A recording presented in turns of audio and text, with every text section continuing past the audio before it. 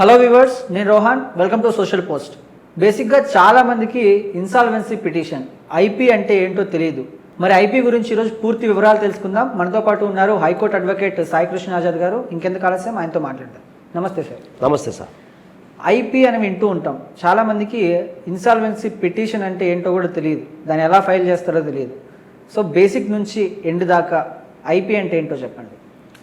ఒకటి సార్, ఇప్పుడు insolvency petition IP అంటే ఏంటి? ఇన్సాల్వెన్స్ పిటిషన్ లేదా ఇన్సాల్వెన్స్ యాక్ట్ ప్రకారంగా ఒక వ్యక్తి తను ఇది యాక్చువల్గా ఈ ఐపీ ఏదైతే ఉందో, ఇన్సాల్వెన్స్ యాక్ట్ సంబంధించిన యాక్ట్ ఏదైతే ఉందో అది 100 years బ్యాక్ బ్రిటిష్ వాళ్ళు తయారు చేశారండి.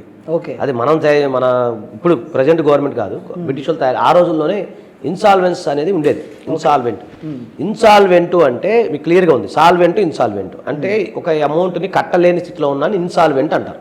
సాల్వెంట్ అంటే ఎకనామికల్గా బలంగా ఉన్నట్టు అర్థం. కట్టగలిగేవని సాల్వెంట్, మనందరం సాల్వెంట్లే.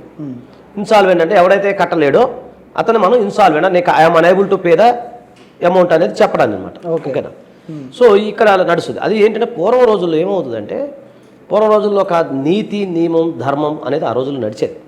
మీకు అంటే ఓపెన్గా చెప్తున్నాను. జనరల్గా ఏంటంటే మా పల్నాడు ప్రాంతంలో ఏమవుతుంది అంటే ఒక రోషాలకి పౌరుషాలకి మీది మాది అంత పూర్తి గడ్డానికి ఉన్న ఎగ్జాంపుల్ చెప్పారు. ఇక్కడ ఎవరిని కించపరచడం కాదు. మా తాత చెప్పిన సామెత అట్లుంది అంటే, పూర్వం రోజుల్లో ఎవరైనా సరే అప్పు కావాలంటే ఏ డబ్బులు లేకపోతే ఒక మేసం వెంటికి కట్ చేసుకుని ఒక సావుకారు దగ్గర పెడితే అతను తీర్చకపోతే వాళ్ళ కొడుకులు మనవరాలను తీర్చి ఆ ఇంటికి తీసుకొచ్చేవాళ్ళని. ఒక మేసం వెంటికి అంత అంటే నేను అనేది అది ఎంతవరకు వస్తాం మీరు చూడాలి, నేను మా తాత చెప్పింది మీకు చెప్తాను. అంటే అంతవరకు ధర్మంగా ఉండేవాళ్ళు ఆ రోజుల్లో, అంత ధర్మపరులు ఉండేది. ఇప్పుడు అలా లేదు కదండి.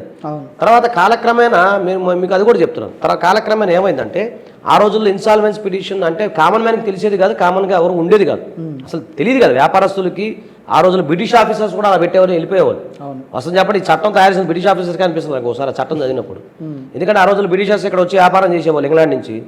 అతని వల్ల కాకపోతే ఐపీ పెట్టి వెళ్ళిపోయేవాళ్ళు. అలా ఉండేది అనమాట. సో కాలక్రమేణా ఏమైంది, ఇప్పుడు ప్రజలకు అవగాహన పెరిగింది. తర్వాత మనం వేరే వాళ్ళతో ఒక రకమైన వ్యాపార సంబంధాలు పెరుగుతున్నాయి. ప్రతి ఒక్కరు ఇప్పుడు అంతా ఒక స్థాయిలో వచ్చేసారు, ఆర్థికంగా బలంగా తయారవుతున్నారు రోజు రోజుకి. అయితే అన్ని బిజినెస్లు కూడా కలిసి రావండి. ఈ ఐపీ కేసులు మేము ఎప్పటి నుంచి ఫైల్ చేస్తామో చెప్పమంటారా? నిజాయితీగా చెప్పమంటారా? 2020 తర్వాత ఆఫ్టర్ కరోనా నుంచి ఫైల్ చేస్తాం. ఓకే, ఎందుకు అంటే కరోనా అనేది ఒక మానవ జాతికి ఒక రకంగా శారీరకంగా దెబ్బే లేదండి, మానసికంగా కూడా దెబ్బేలేదు సార్, ఆర్థికంగా కూడా దెబ్బేసింది. ఈ వీడియో చూసే వాళ్ళందరూ చెప్తున్నాను, ఎంతమంది చూస్తారు అందరూ కూడా మానసికంగా అది బాధపడినా కానీ ఆర్థికంగా బాధపడిన వాళ్ళు దాదాపు పైన చాలామంది ఉంటారు. నేను 100% చెప్తున్నాను. చాలామంది అప్పుడే బిజినెస్లో ఎంటర్ అయిన వాళ్ళు, బిజినెస్ మంచిగా పీక్ స్టేజ్లో ఉన్నవాళ్ళు, అలాగే మంచి స్థాయిలో ఉన్నవాళ్ళు, వీళ్ళందరూ కూడా పాపం కరోనా ఎఫెక్ట్ వల్ల చాలామంది రోడ్డు మీద పడిపోయారండి. సో అలాంటి వాళ్ళు ఏం చేస్తున్నారు, చాలామంది ఒక పక్క ఏంటంటే మన కుటుంబ పరువు మర్యాద భంగం ఇవన్నీతో కూడా చాలామంది ప్రాణాలు తీసుకుంటున్నారు. నిన్న చూసారా సార్, నిన్న కాక మొన్న జనగామ పరిసర ప్రాంతాల్లో భార్యాభర్తలు వేరే వాళ్ళకి 13 లక్షల రూపాయల కోసం ప్రాణం తీసుకున్నారు సార్. నేను అదే అంటున్నాను, అలాగే ఎందుకు అంత బాధ ఏమొచ్చింది? మీరు బతుకుండే వాళ్ళకి రేపైనా డబ్బులు తీరుస్తారు. చిన్నపిల్లని వదిలేసి ఇద్దరు పురుగుల మందు తాగి అడ్డం ఉన్నారంటే, అడ్డం అంటే మధ్యలో మిడిల్లో ఉండి డబ్బులు ఇప్పించారండి. లేదా వీళ్ళు కట్టారో తెలియదు, మొత్తానికి మధ్యవర్తి ఉన్నారో లేదా వీళ్ళు కట్టారో తెలియదు, మొత్తానికి లేదా వీళ్ళు అప్పులు అయిపోవాలో తెలియదు. ఇద్దరు భార్యాభర్తలు సూసైడ్ చేసుకుంటే చిన్నపిల్ల ఉండిపోయిందండి. నేనేమంటే అంత దాకా రానివ్వద్దు, ఉన్నాయి చట్టాలు ఉన్నాయి, మాలాంటి లాయర్ని కలవండి. పోనీ మీకు అంత ఇబ్బంది అయితే ఉచిత న్యాయ సలహాలు ఉన్నాయి, సహాయం ఉన్నాయి, వెళ్ళండి. ప్రాణం తీసుకున్న చిన్నపిల్లని ఎవరు చూడాలి? నేనేమన్నా అంటే ఎందుకు ఇది మనం చెప్తున్నాము అంటే, ప్రాణం కంటే డబ్బు విలువైందా సార్? కాదు కదా. నేను అదే చెప్తాను, మీరు అలాంటి బాధలు పడిపోయి మానసికంగా శారీరకంగా బాధలు పడిపోయి అలా వద్దు, పెట్టండి ఐపీ పెట్టి. ఇంకోటి, మీరు ఇన్సాల్వెంట్ పెట్టినంత మాత్రం, మీరు ఇన్సాల్వెంట్ పిటిషన్ పెట్టినంత మాత్రం ఇన్సాల్వెంట్ అయినట్టు కాదు, అది కోర్టు డిసైడ్ చేస్తుంది. కాకపోతే మీకు కొంత సమయం లభ్యం అవుతుంది. మీరు పిటిషన్ పెట్టారు, మీ జోలు ఎవరు రారు, మీరు ఏమన్నా కోర్టులో తెచ్చుకో బాబు అంటాం. అతనికి ప్రొడక్షన్ ఆర్డర్ వస్తుంది, ప్రొడక్షన్ ఆర్డర్ తీసుకురావచ్చు.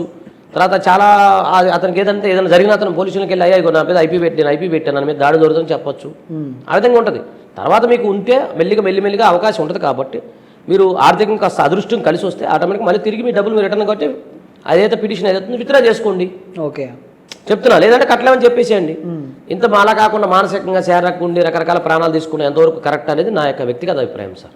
ఓకే, చట్టాన్ని తెలుసుకోండి, మీ చట్టాన్ని తెలుసుకొని మీకు మీరు డెవలప్ అవ్వండి ఒకటి. అంతేకాని డబ్బులు చాలామంది ఇప్పుడు ఈ వీడియో చూసిన కొంతమంది కామెంట్లు ఏమైనా పెడతాను, ఇది ఎగ్గొట్టమంటారా, డబ్బు ఊరుకుని వస్తున్నాయి, చెట్టు కాస్తున్నాయి ఇవన్నీ అంటారు. కానీ ఆర్థిక స్థితి అనేది పెద్ద పెద్ద ఆ మహా దేవదేవుడికే తప్పలేదు ఆయన. కుబేరుడి దగ్గర అప్పులు తీసుకున్నాడు ఆయన.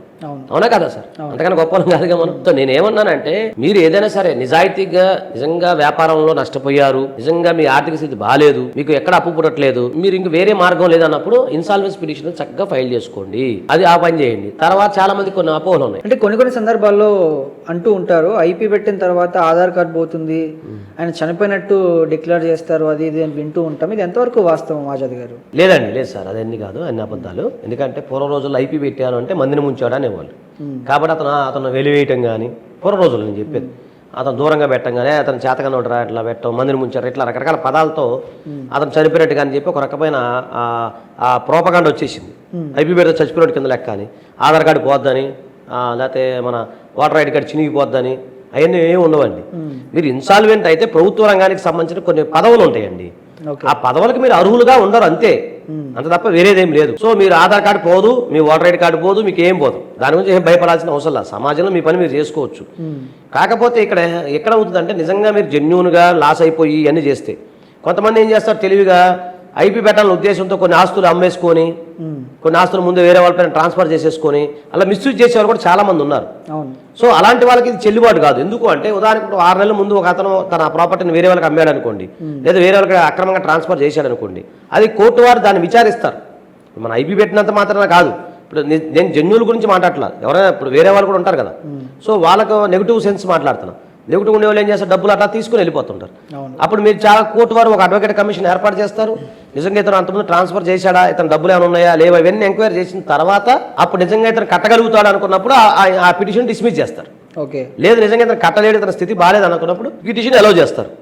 సో ఇక్కడ ప్రాబ్లం ఎక్కడ అవుతుంది అంటే టైం మీకు కలిసి వస్తుంది, టైం బింగ్ ఉంటుంది. అప్పుడు మీరు మీ డబ్బులు మీరు తిరిగి కట్టేసుకోవచ్చు, మీకు తెలివి ఉంటే డబ్బులు కట్టేసుకోవచ్చు. ఒకటండి. తర్వాత చాలా మందికి ఇంకా అపోహ ఏంటంటే ఐపీ పెడితే మా మీద దాడులు జరుగుతాయా ఏంటి, లేకపోతే ఇంకేదైనా అవుద్దా అంట. ఒకటి, డబ్బులు తీసుకున్న వాళ్ళు ఎవరు కూడా, డబ్బులు ఇచ్చిన వాళ్ళు ఎవరు కూడా ఊరుకోరు. కాకపోతే ఏంటంటే మీరు ప్రొడక్షన్ ఆర్డర్ తెచ్చుకోవచ్చు, మీరు కొద్దిగా జాగ్రత్తగా ఉండాల్సి వస్తుంది, అంతే కదా సార్. డబ్బులు ఇప్పుడు నేను ఒక ఫీజు, ఒక అతను నా క్లయింట్ ఫీజు ఇచ్చాడు, నేను కేసు వాదిపోతే ఊరుకుంటాడా?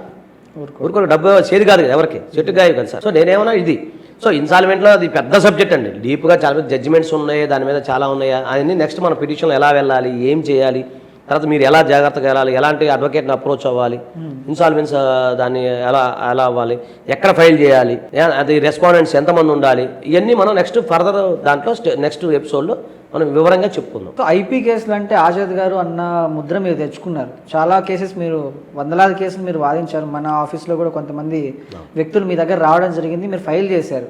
ఫైనల్గా ఐపీ పెట్టాలనుకునే వాళ్ళకి కానీ ఐపీ పెట్టిన వాళ్ళకి కానీ మీరిచ్చే సలహాలు ఏంటి, సూచనలు ఏంటి? ఒకటండి, మళ్ళీ చెప్తున్నాను, ఏంటి పారే నీరు చేజారిన రూపాయి తిరిగి రాదు. అలాగే మీరు బెట్టింగ్ యాప్లని, తర్వాత ఎక్కువ అత్యాశ కలిగించేవి కొన్ని ఉంటాయి వ్యాపారాలు, రిస్క్ చేసుకునే వ్యాపారాలు, వాటి జోలు వెళ్ళకపోవడం ఉత్తమం. తర్వాత అధిక వడ్డీలు ఏవైతే ఉన్నాయో, అధిక వడ్డీలు 100 రూపాయలకి 10 రూపాయలు తెచ్చి మా దగ్గరకు వస్తారు క్లయింట్లు. సో అలాగా మీరు అధిక వడ్డీలు తీసుకొచ్చేసి తర్వాత ఎక్కువ ఆశతో కొన్ని కోర్సులు ఉంటాయి, అంటే రేసు గుర్రం కోర్సులు సంథింగ్ వాళ్ళు పిచ్చి పిచ్చి ఆటలు ఆడుతుంటారు. 100 రూపాయలు పెడితే 1000 రూపాయలు వస్తాయని చెప్పి, అలాంటి నైటే మీరు బిలియనీర్ అయిపోయిన అలాంటి కళలు మాత్రం మానేసి నేల మీద నించుకొని ప్రతి రూపాయిని జాగ్రత్తగా పొదుపుగా వాడుకుంటాం బెటర్ ఫస్ట్. కానప్పుడు చట్టం ఎలాగ ఉంది కాబట్టి మీరు చట్ట ప్రకారం మీరు వెళ్ళచ్చు. ఓకే, సో చాలా చక్కగా చెప్పారండి ఐపీ గురించి, ధన్యవాదాలు. అయితే చాలా మందికి ఈ డబ్బుల విషయంలో చాలా ప్రాబ్లమ్స్ వస్తాయి. ఆర్థిక ఇబ్బందులు అనేవి ప్రతి ఒక్కర మానవుడికి సహజమైనటువంటి ఒక అవసరం కాబట్టి, సో ఎలాంటి లీగల్ ప్రాబ్లం కావాలనుకున్నా కూడా కింద స్క్రోల్ అయ్యే నెంబర్కి కాంటాక్ట్ అవ్వండి. లీగల్ టీం ఎప్పుడు మీకు అందుబాటులో ఉంటుంది. Thank you.